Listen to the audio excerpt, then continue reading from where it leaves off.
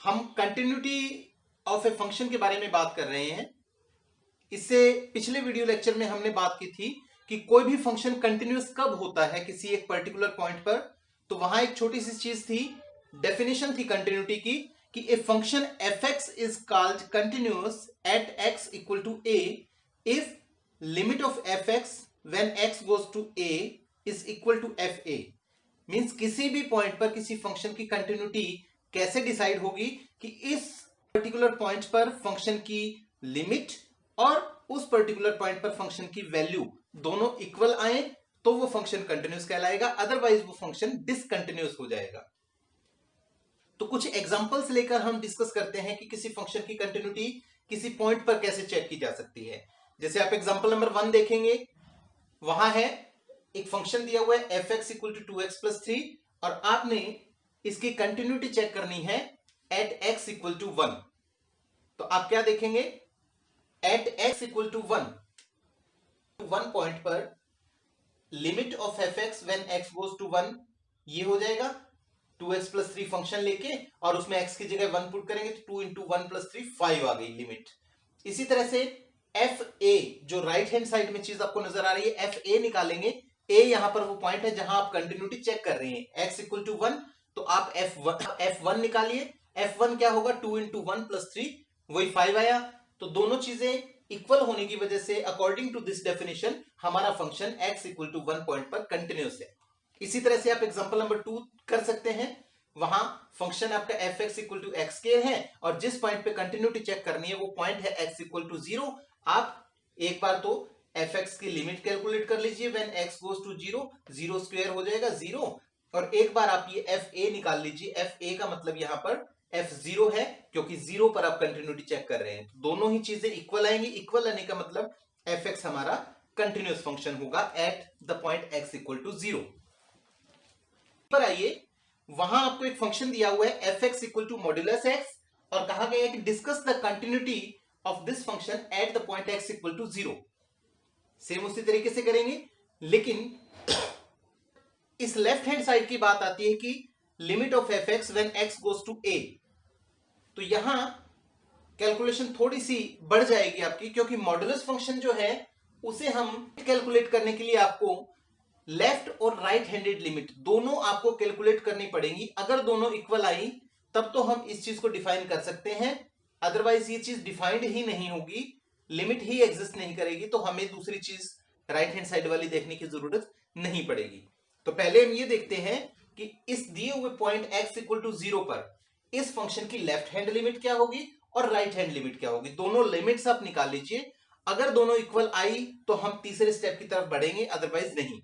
तो यहां मैंने सॉल्व किया हुआ है, देखिए left hand limit at x equal to 0 करेंगे तो limit of modulus x when x goes to 0 minus, और राइट हैंड लिमिट में यहां 0 प्लस हो जाएगा, सिर्फ इतना डिफरेंस होगा। अब होगा क्या कि when limit of x goes to 0 minus, 0 minus का मतलब x की वैल्यू 0 से थोड़ी कम है, और जब x की वैल्यू 0 से कम होगी तो आप देखिए मॉड्यूलस x के बारे में हमने पहले भी बात की थी कि मॉड्यूलस x जो है वो माइनस x होता है जब x की वैल्यू 0 से कम हो, और x होता है जब x की वैल्यू 0 या 0 से ज्यादा हो। तो यहां हम x की वैल्यू को 0 माइनस का मतलब 0 से कम लेके चल रहे हैं। x की वैल्यू 0 से कम है तो मॉड्यूलस x को मैंने माइनस x ले लिया, यहां मॉड्यूलस x की वैल्यू माइनस x लेके चल रहा हूं मैं। फिर जब आप इसको सॉल्व करेंगे x की जगह 0 पुट कीजिए, देखिए क्या होगा, माइनस 0 दैट इज 0। इसी प्रकार से राइट हैंड लिमिट निकालेंगे तो वहां मॉड्यूलस x को आप x लेकर चलेंगे, देखिए modulus x is equal to x when x is positive.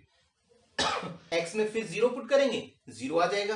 तो यहां हम देख रहे हैं कि लेफ्ट हैंड लिमिट और राइट हैंड लिमिट दोनों इक्वल आ रही है। इक्वल आ रही है तो इसका मतलब ये चीज तो कैलकुलेट कर ली हमने। सपोज अगर ये डिफरेंट आता, ये डिफरेंट आता, दोनों की वैल्यू अलग अलग आती, तो हम कि limit of f x when x goes to 0 does not exist. लिमिट ही एग्जिस्ट नहीं करती, मतलब जो चीज हमने चेक करनी है उसकी लेफ्ट साइड ही एग्जिस्ट नहीं करती, तो हमें आगे जाने की जरूरत ही नहीं है। वहीं पर हम लिख देंगे कि फंक्शन हमारा कंटिन्यूअस नहीं है। लेकिन अब क्या हो रहा है कि दोनों लिमिट सेम आ गई, तो हम तीसरी चीज चेक करेंगे, एफ ए जो राइट हैंड साइड है इस कंडीशन की। एफ ए का मतलब यहां पर क्या है, F0, क्योंकि 0 पर आप कंटिन्यूटी चेक कर रहे हैं। F0 निकालेंगे तो मॉडुलस ऑफ 0, 0 का मॉडुलस 0। तो यहां आप देख रहे हैं कि लिमिट भी उस फंक्शन की 0 आ रही है पर्टिकुलर पर, और f0 भी उतना ही आ रहा है, तो हम लिख सकते हैं कि limit of x goes to 0 minus of fx and limit of fx when x goes to 0 plus is equal to f0। Means left limit, right limit और उस पॉइंट पर फंक्शन की वैल्यू तीनों सेम है, तो हमारा फंक्शन x इक्वल टू 0 पर continuous हो गया। 4 की बात करते हैं। यहां आपको एक फंक्शन दिया हुआ है कुछ इस प्रकार से, इसको ड्यूअल डेफिनेशन फंक्शन बोलते हैं, जिसमें दो डेफिनेशंस हो किसी फंक्शन की, या दो से ज्यादा भी हो सकती हैं। तो यहां दो डेफिनेशंस क्या है कि fx की वैल्यू x क्यूब प्लस 3 होगी अगर x 0 के इक्वल नहीं है, और अगर x 0 के इक्वल है तो fx की वैल्यू 1 होगी। अब इस फंक्शन को हमने दिखाना कि ये फंक्शन डिसकंटिन्यूस है, या हो सकता है कि आपसे ये पूछ लिया जाए कि चेक कीजिए कि फंक्शन कंटिन्यूस है या नहीं। तो इस टाइप के जो फंक्शंस होते हैं ड्यूअल डेफिनेशन के, या तीन से ज्यादा डेफिनेशन वाले फंक्शंस आ जाएं, तो वहां पर आपको मैंने पहले भी डिस्कस किया है, क्रिटिकल पॉइंट्स होते हैं वो आप इसमें पहचान लीजिए, आइडेंटिफाई कर लीजिए। क्रिटिकल पॉइंट से मेरा मतलब यहां पर क्या है कि ऐसे पॉइंट्स जहां पर फंक्शन की वैल्यू चेंज हो रही है, जैसे x इक्वल टू 0 देखिए, यहां पर fx की वैल्यू 1 है, और 0 से अलावा कोई पॉइंट आप लेते हैं तो वहां पर fx की वैल्यू अलग आ रही है, x क्यूब प्लस 3। मींस 0 जो है वो एक डाउटफुल पॉइंट है। इस पॉइंट पर हो सकता है कि हमारा फंक्शन डिसकंटिन्यूस हो जाए, पूरे पूरे चांसेस हैं। तो हम इस पॉइंट पर इस फंक्शन की सबसे पहले कंटिन्यूटी चेक कर लेते हैं। अगर ये यहां कंटिन्यूस हो गया तो बाकी पॉइंट्स पर हम बाद में चेक करेंगे। पहले 0 पर चेक करते हैं इसकी कंटिन्यूटी। तो 0 पर चेक करने के लिए फिर वही चीज, राइट लिमिट दोनों कैलकुलेट करनी पड़ेगी। सबसे पहले आप क्या करेंगे, limit of x goes to 0 minus of fx निकालेंगे, वो आ जाएगी limit of x goes to 0 minus of fx। क्या होगा, fx यहां पर x क्यूब प्लस 3 लेंगे हम, क्योंकि x 0 से थोड़ा कम है, कम का मतलब नॉट इक्वल टू 0, तो फंक्शन हमारा x क्यूब प्लस 3 हो जाएगा। और इसमें जब आप x की जगह 0 पुट करेंगे तो 0 क्यूब प्लस 3 ये। इसी प्रकार से limit of fx when x goes to 0 plus लेंगे, तो वहां लिमिट 0 प्लस आ जाएगी, और fx क्या लेंगे, वही सेम x क्यूब प्लस 3, क्योंकि यहां भी कुछ वैसी कंडीशन है कि x की वैल्यू 0 से ज्यादा है। 0 प्लस का मतलब 0 से ज्यादा, 0 से ज्यादा मतलब नॉट इक्वल टू 0। तो आपको fx x क्यूब प्लस 3 लेना है, x की जगह 0 पुट करेंगे तो 0 क्यूब प्लस 3, ये आ गया आपका 3। तो ये दोनों तो सेम आ गई। अब हमें तीसरी चीज देखनी है कि f0 कितना होगा, ये fa मतलब f0 क्या होगा, वो यहां क्लियरली दे ही रखा है कि जब x 0 है तो fx की वैल्यू 1 है, तो f0 1 हो गया।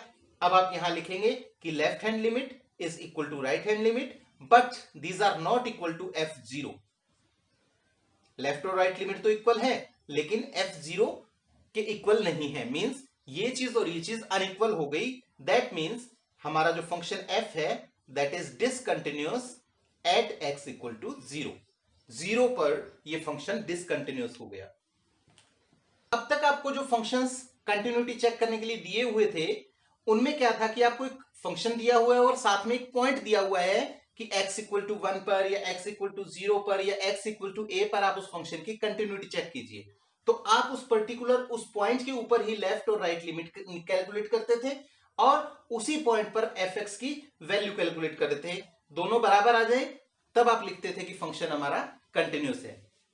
लेकिन एग्जाम्पल नंबर 5, 6 या कुछ आगे के एग्जाम्पल्स पर आप नजर डालेंगे तो वहां आप देखेंगे कि कोई इस तरह का पॉइंट आपको मेंशन नहीं किया हुआ जहां पे आपने कंटिन्यूटी चेक करनी है।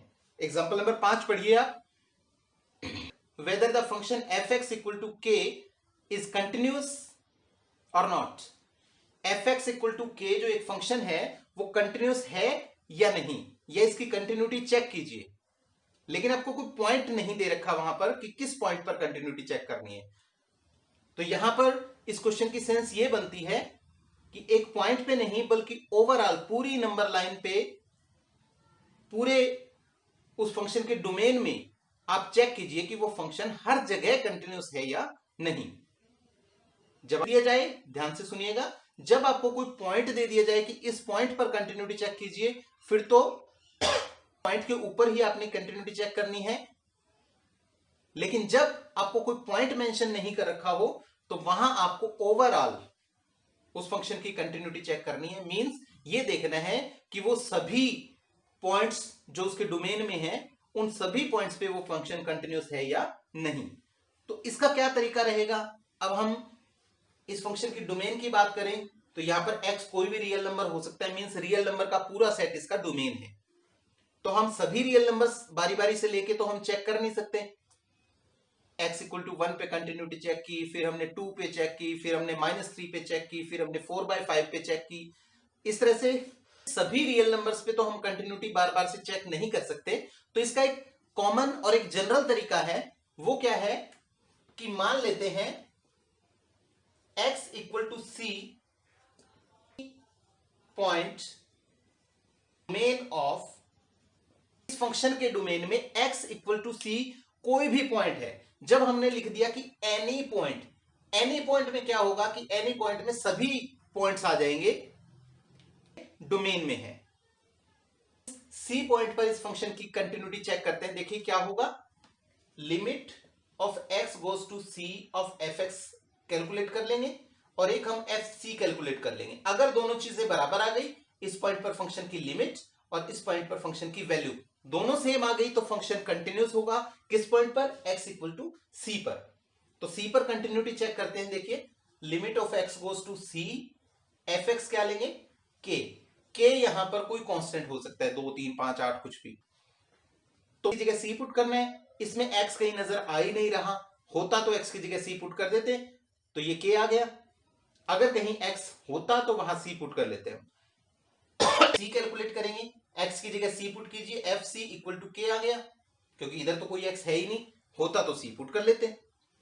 तो यहां आप देखते हैं कि fx when x goes to c और fc ये दोनों चीजें इक्वल आ गई, तो हम कह सकते हैं कि f is continuous at x equal to c।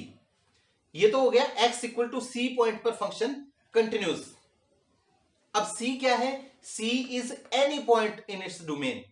इस फंक्शन के डोमेन का कोई भी पॉइंट हो सकता है c। कोई भी पॉइंट का मतलब ये c1 भी हो सकता है, ये 1.1 भी हो सकता है, ये 5 भी हो सकता है, ये -2/3 भी हो सकता है। मींस ये c कोई भी रियल नंबर हो सकता है। दैट मींस कि fx is continuous when x is any real number. Any real number का मतलब इस फंक्शन के डोमेन के किसी भी पॉइंट पर ले लीजिए, ये फंक्शन कंटिन्यूस होगा। मींस कहने का अर्थ ये हुआ कि आप x इक्वल टू c कोई भी पॉइंट, एनी पॉइंट ले लीजिए किसी फंक्शन के डोमेन में, अगर x इक्वल टू c पर फंक्शन कंटिन्यूस हो गया तो समझ लीजिए कि वो अपने डोमेन में हर पॉइंट पर कंटिन्यूस है। तो हम यहां लिख सकते हैं कि f is continuous everywhere, right. से आप एग्जांपल नंबर 6 भी कर सकते हैं।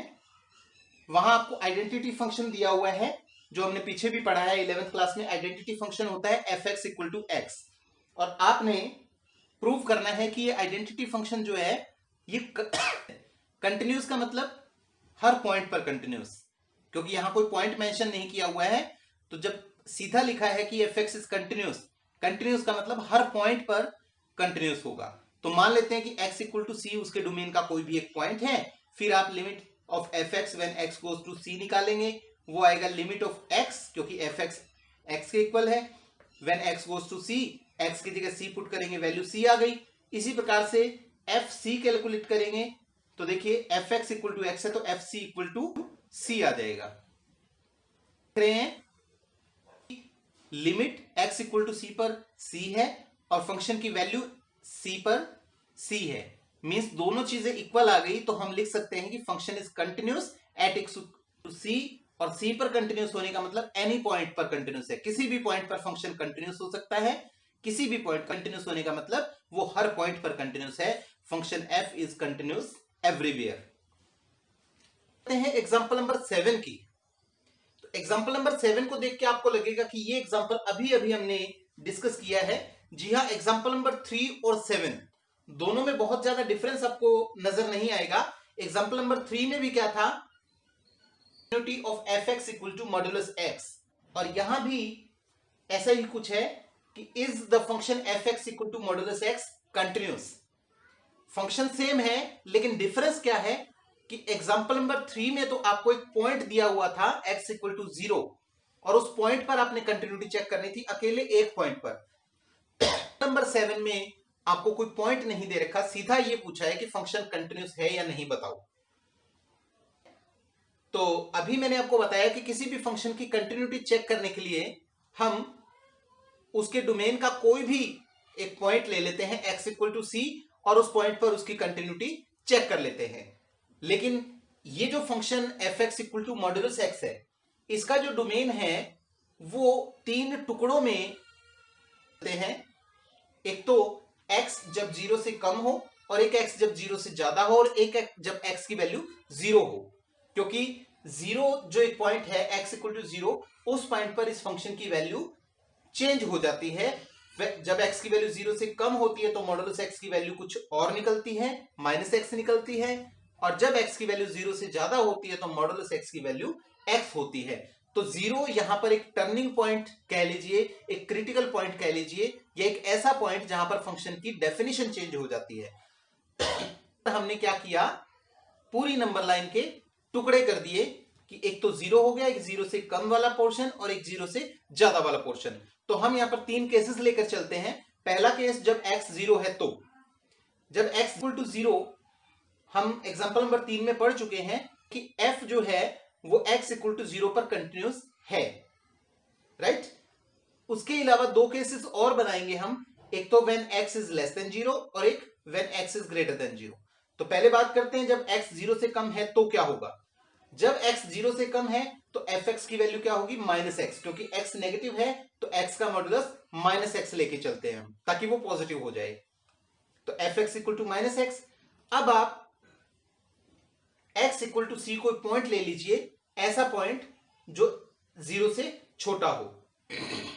लिमिट कैलकुलेट कीजिए, limit of fx when x goes to c, goes to c आ गई, और fx क्या लेंगे यहां पर, -x। ये देखिए यहां पर x की जगह c पुट करेंगे तो ये -c आ जाएगा, और -c क्या है, देखिए fc कैलकुलेट करते हैं तो -c आ रहा है, दैट मींस -c क्या हुआ, fc के इक्वल।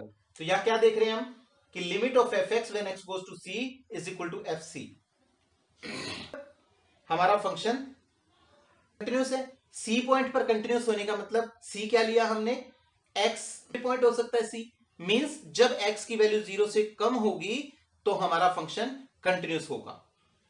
मींस अभी तक हम क्या कर चुके हैं कि जब एक्स 0 है तो भी फंक्शन कंटिन्यूस है, तो भी फंक्शन कंटिन्यूस, और ठीक इसी प्रकार से जब x 0 से बड़ा होगा तो हम फंक्शन को कंटिन्यूस दिखा सकते हैं। कैसे, fx इक्वल टू x हो जाएगा, क्योंकि x पॉजिटिव है तो x का मॉडुलस x ही रहेगा। अब इसकी आप लिमिट कैलकुलेट कीजिए, limit of fx when x goes to c, limit of x when x goes to c, x की जगह c पुट करेंगे तो ये c आ गया, और ये c किसके बराबर है, fc के इक्वल, क्योंकि fc निकालेंगे तो वो c आएगा। तो c इक्वल टू fc, कहने का मतलब क्या हुआ कि limit of fx when x goes to c is equal to fc। तो यहां से ये रिजल्ट आया कि जब x 0 से बड़ा है तो फंक्शन कंटिन्यूस है। इन तीनों रिजल्ट्स को ध्यान से देखिए।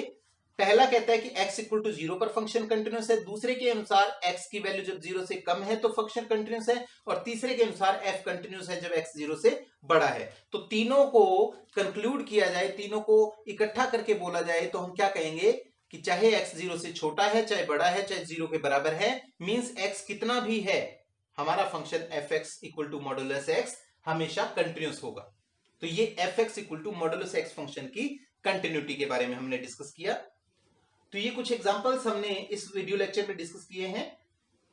इसके अनुसार आप एक्सरसाइज 5.1 के काफी सारे रिलेवेंट क्वेश्चंस हैं जिनमें आपको किसी एक पर्टिकुलर पॉइंट पर कंटिन्यूटी चेक करनी है, या फिर कोई पॉइंट नहीं भी दे रखा और आपको उस फंक्शन की ओवरऑल कंटिन्यूटी चेक करनी है, तो वहां x इक्वल टू c लेकर के और आप उस पॉइंट पर कंटिन्यूटी चेक कीजिए। कंटिन्यूस हो गया तो हर जगह वो फंक्शन कंटिन्यूस कहलाएगा।